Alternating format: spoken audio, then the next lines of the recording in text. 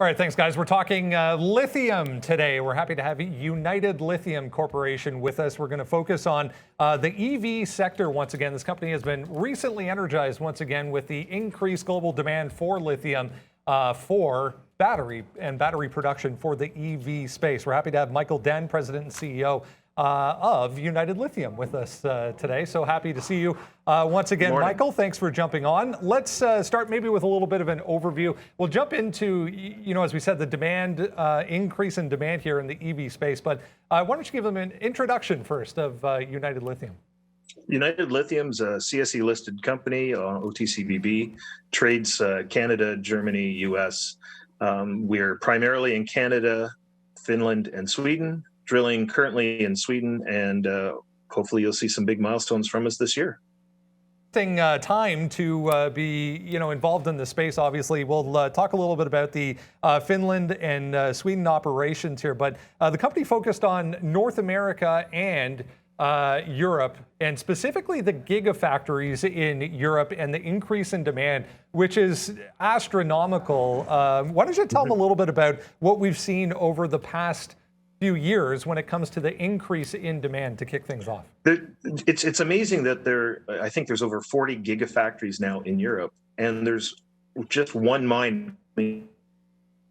So there's almost no production available to the current marketplace. Everything has to come from Australia or from South America or from China. So the North American market's similar. There's a bit more production in North America, not as many gigafactories. But when you really look at the European market, they are way behind on the raw material supply and way ahead on the battery factories. And then at some point, these battery factories are going to be sitting without raw materials. That's amazing. I mean, some of the numbers that we see on the graphic there, we'll go back to that in a second, but the increase and the projection specifically of the increase going out to, as we saw there on the graphic, 2050 is pretty staggering. Yeah, we're looking at a couple blips in the next 10 years. We're likely going to be in a deficit for 3 or 4 years now, production potentially catching up, and then another deficit around 2030.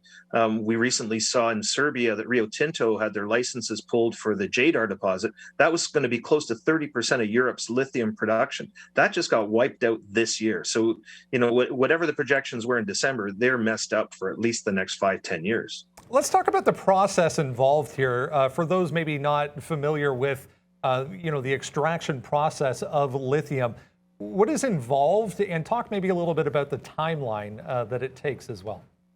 Sure, and the mining is quite simple for hard rock. You think of it maybe like a limestone quarry. You drill, you blast, you crush, and that's how you get the rock out of the ground. It's not an underground situation. It's a open pit situation in our case. On the processing side, you can do a little bit of pre-concentration with dense media separation or optical sorting, and then we use another process called flotation. And if you're a miner, typically that's where you stop. If you want to go the next step, then you become a chemical maker and you're making lithium hydroxide or lithium carbonate. We've seen and we've heard and seen a number of automakers over the past couple of years talking about projections of turning their entire fleets into electric vehicles before 2030, 2035, 2040.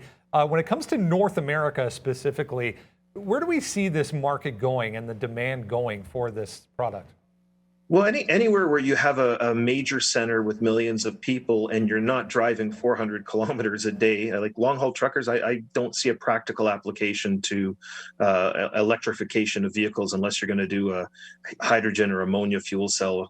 But for commuters going into Toronto from the suburbs, going into New York City from the burbs, anyone in California pretty well now, electrification works where you have ability to charge. And as long as the electric grid can keep up with the demand for electric vehicles, we'll probably do okay in North America.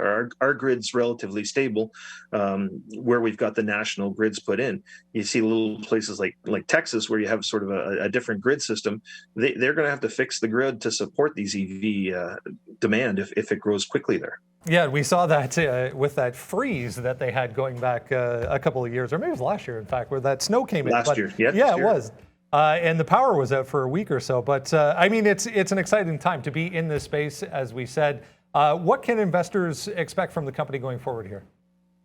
Well, we're hoping to have a resource complete for Sweden by the end of the year. We expect to have a pilot plant up and running middle of the year, and testing and accepting deposits, our own projects, but other people's, just to show how robust our concentrated making ability will be. And then from there, we will continue to do hopefully a partnership with a chemical company. We have the ability now to make lithium carbonate. We demonstrated that last year, and by the end of this month, we should be able to demonstrate that we can produce a high purity lithium hydroxide. That's not really our strength. We've got the ability, we have the technology, but I think we're better off partnering on that part of the process with a BASF or a LG Chem or some other third-party chemical company, where you actually can get the upside from their skill set. Our skill set is really on the mining and concentrate side. And if you've seen the failures in the lithium industry in North America, they didn't fail on the mining, they failed on the chemical production. Michael Dehn, President and CEO of United Lithium. We appreciate you doing this today, Michael. Best of luck, and we look forward to an update in the future. Thanks very much. Have a great day. There we go. Check them out, guys. The ticker's at the bottom of the screen there.